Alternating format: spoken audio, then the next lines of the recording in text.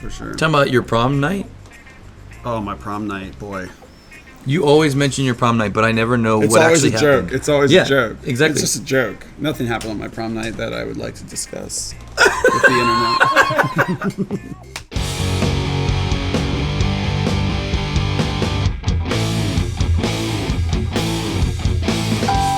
First band I grew out of. A lot of the bands I started listening to when I was a kid, I still really like. Mm-hmm. There are bands I've grown out of, and I'm gonna say MXPX. I'm sorry, guys. I feel like I've grown out of them. Oh man, it's tough. It's like an old broken relationship. The Get Up Kids.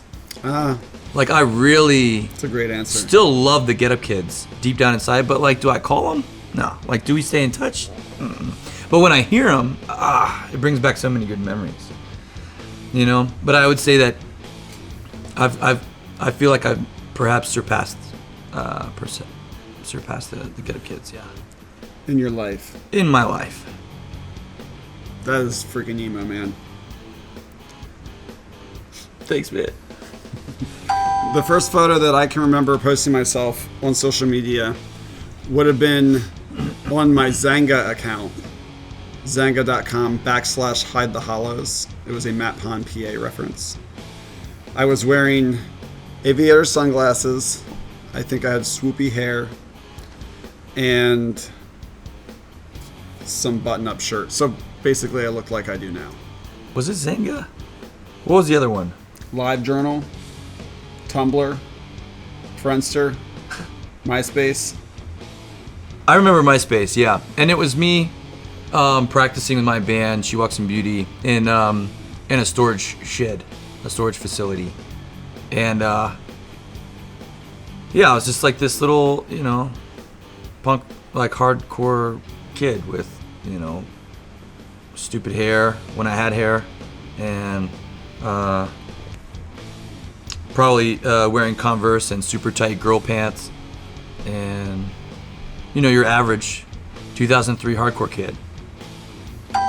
Based on the age group listening, the answer will be very different, but I think oftentimes if it's someone older than me who's not into this style of music or isn't familiar with the metal scene, they're usually pretty disgusted by the sound. That's why during our Christmas songs, we never put me on them. Because who wants to hear, with their family present, someone screaming at the top of their lungs to a Christmas carol? I mean, really, in reality, I would ruin every song. Wow. For the gathering of a lovely family reunion. That's just, I don't even play my own crap around my family because no one really wants to hear it, to be honest. I don't think. I went to the skating rink. The roller rink next to my house when I was in 7th grade. I took this girl Brandi there. It was a weekend. You could sleep over. At the rink? At the rink. Wow. Yeah. Things were different in South Carolina. Yeah, they were. You could sleep over at the rink. So we had a big sleepover.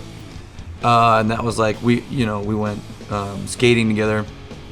And I remember there's like these benches on the side of the rink, and I'm like laying down on this bench. My head's in her lap, and she bends over and kisses me. And it was the first time that I had ever gotten a little makeout sesh, a little kiss on the lips.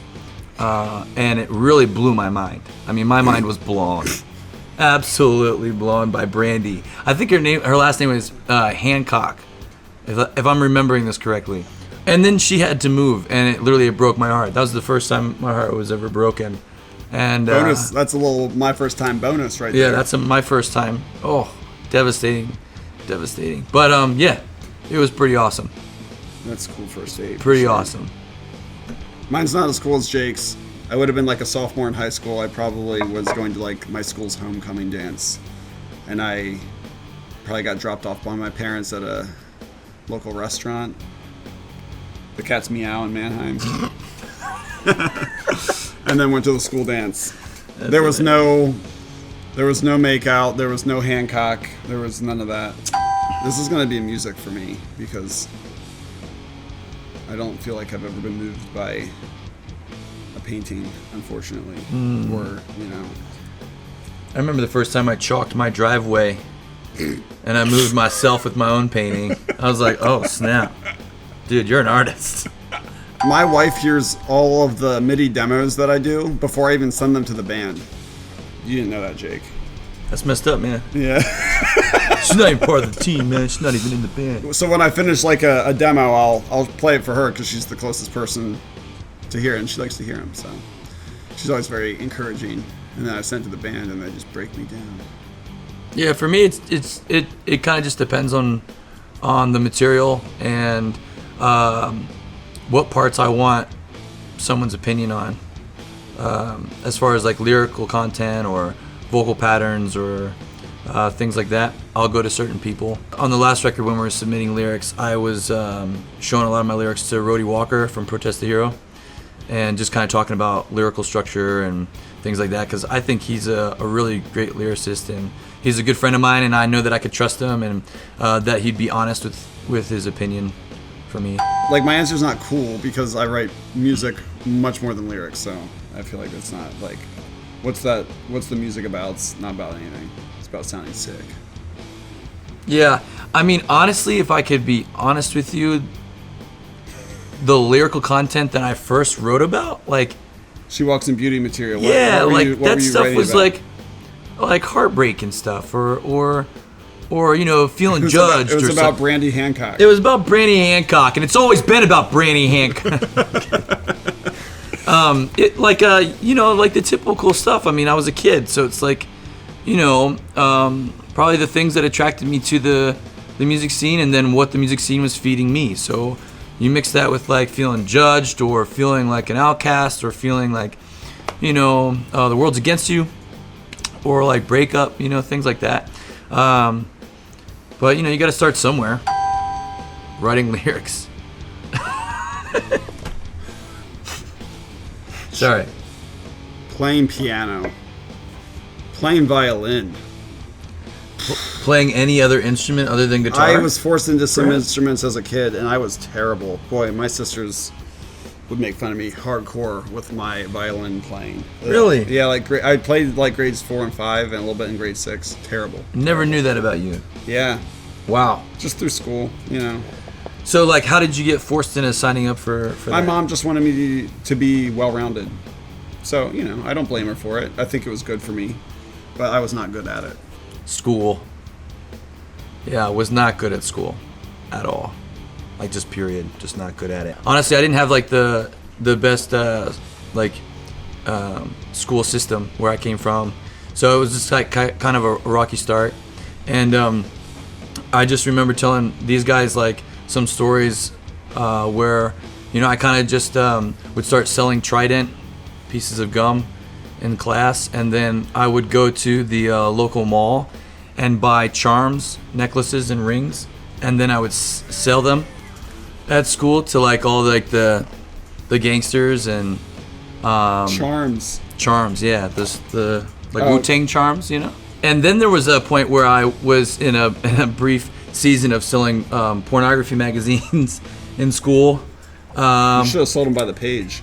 Yeah, there was a kid named Danny that was my distributor. So I'd come home with tons of change and, you know, money. Wasn't learning a whole lot, and just realized that school wasn't for me. And but I had to figure out another means of living, and so I did. Just this morning. Really? No. Oh. It's been a while. Oh, I cried in the last month, I'm sure. Well, you just had a son, so I'm sure his son probably did something, you know, amazing, or something that really was. He does do amazing things. That really connected, you know, with him. Yeah, I was watching. The real reason I cried was I was watching The Handmaid's Tale, and there was a really sad scene. Oh my gosh. I won't ruin it, but if you've seen that show, you know there's heavy moments.